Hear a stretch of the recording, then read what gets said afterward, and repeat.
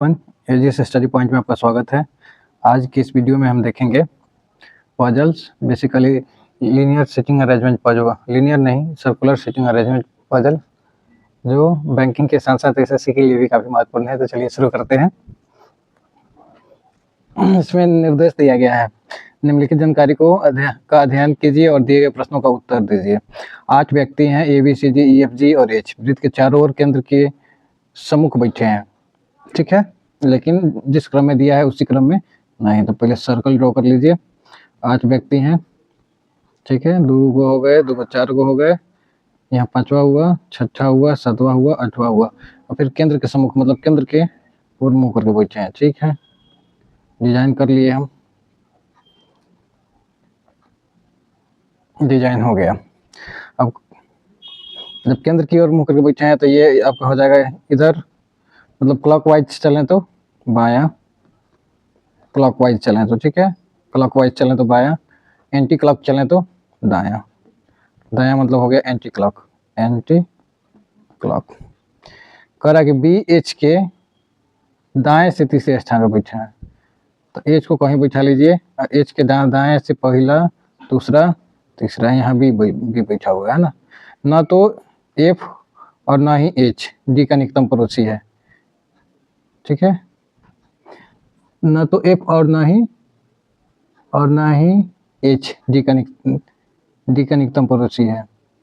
मतलब कि D के निकट में ना F हो सकता है और ना H हो सकता है। मतलब कि यहाँ देखा जाए तो यहाँ D बैन हो जाएगा H के बगल में, और फिर यहाँ D बैन हो जाएगा। D और E के मध्य केवल एक व्यक्ति बैठा है, तो D और E के बीच में कहाँ बैठाइएगा? यहाँ बैठाते हैं यदि D को, तो यहाँ बैठाएंगे E को। और कोई है, यहाँ भी हो सकता है, यहाँ भी D को बैठाएं तो यहाँ E को बैठाना होगा, चाहे यहाँ यहाँ। चलिए, क्लियर नहीं है। C A के बाएं से दूसरे स्थान पर बैठा है, अभी तो A पता नहीं है ना C पता है।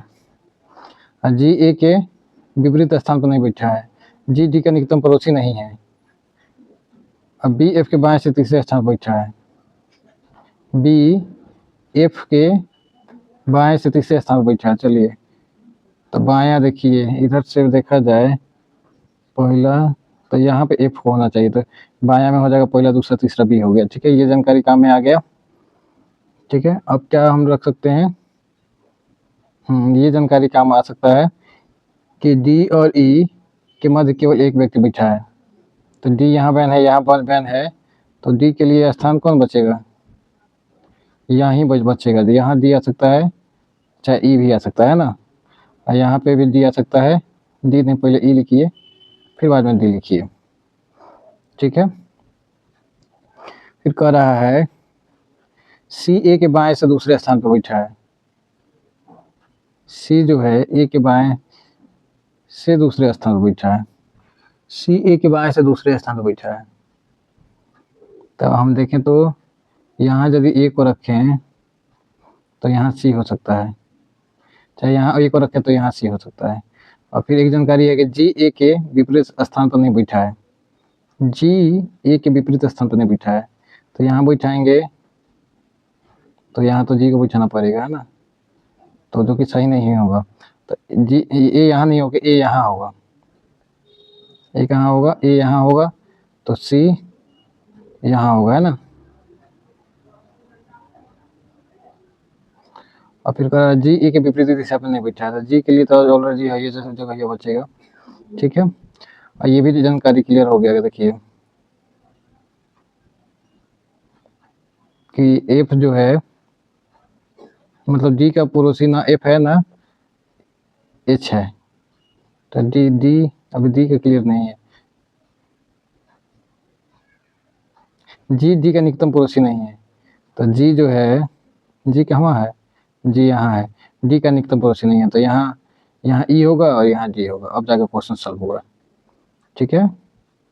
तो पूछ रहा है कि B के दाएं से दूसरे स्थान पर कौन बैठा है? B के दाएं इधर दूसरे स्थान पे हो जाएगा C। कौन हो जाएगा? C। H के विपरीत कौन बैठा है? तो H यहाँ है, H के विपरीत ये हो गया D। कौन है?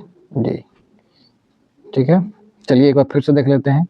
क्वेश्चन थोड़ा इंटरेस्टिंग है, मज़ा आया, लेकिन उतना नहीं आया जितना आना चाहिए था। ठीक है, इसलिए फिर से एक बार समझिए। आपकी वह पेन दूसरा यूज़ करते हैं, कौन सा यूज़ कर लें? चलिए रेजे से चला जाए।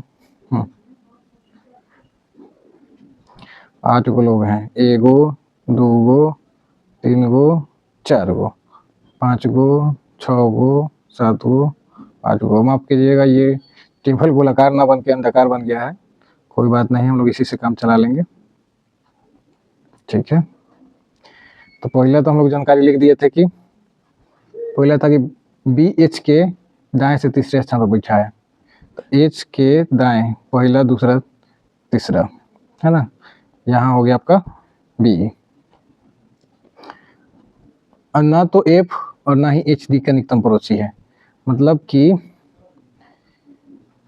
एफ और एच ई बी के आए दाएं बाएं मतलब दिखाई नहीं देना चाहिए। ठीक है, डी के आसपास ना एफ होना चाहिए ना एच होना चाहिए। ठीक है, उसके बाद हम ये जानकारी देखिए, जो हम प्लेस कर चुके हैं, जो वैल्यू प्लेस मतलब कि हम प्लेस कर चुके हैं, उससे रिलेटेड जानकारी पहले खोजेंगे। तो ये है कि बी एफ के बाएं से तीसरे स्थान पे बैठा है, तो एफ कहाँ बैठा है कि जिसके तीसरे बाएं बी हो जाए, तो एफ को यहीं बैठाना पड़ेगा, तो इसका बायां पहला दूसरा तीसरा बी हो गया। ठीक है, उसके बाद में कह रहा है डी और ई के मध्य केवल एक व्यक्ति बैठा है। अब इस जानकारी को हम काम में ला सकते हैं। देखिए, अब कह रहा है कि एफ है ना, डी जो है वो ना तो एफ का पड़ोसी हो सकता है ना ही एच का हो सकता है, मतलब डी यहाँ बैन हो जाएगा, डी यहाँ बैन हो जाएगा, फिर डी यहाँ भी बैन हो जाएगा। ठीक है, तो डी के लिए जगह बचा 2 गो, एगो यहाँ एगो यहाँ, है ना, और डी और ई के बीच में एक गैप होना चाहिए, लेकिन अभी क्लियर पता नहीं चल रहा है कि डी कहाँ रहेगा और ई कहाँ रहेगा। ठीक है, तो इसलिए हम लिख लिए।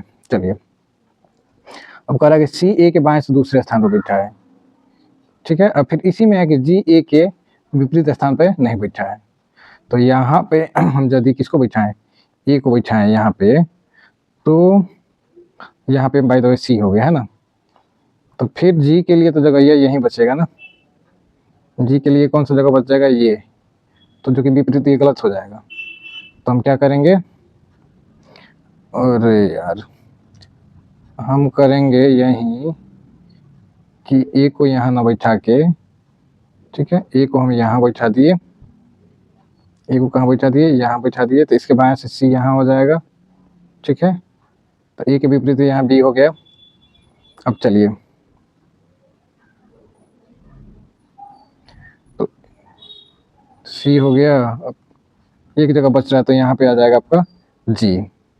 ठीक है, अब फिर कह रहा है कि जी डी का निकटतम पड़ोसी नहीं है, जी डी का निकटतम पड़ोसी नहीं है, तो यहाँ पे देखिए इसमें कंफ्यूजन था कि यहाँ डी रहेगा कि ई रहेगा, तो यहाँ जी का जब निकटतम पड़ोसी नहीं कर रहा, तो यहाँ से डी हट जाएगा, और जब यहाँ से डी हट गया तो यहाँ से ई हट गया। अब जाके ये पजल सॉल्व हुआ। ठीक है, तो कैसा लगा बेसिकली ये पजल बताएं। ठीक है, और लाइक शेयर सब्सक्राइब करना ना भूलें। Thank you.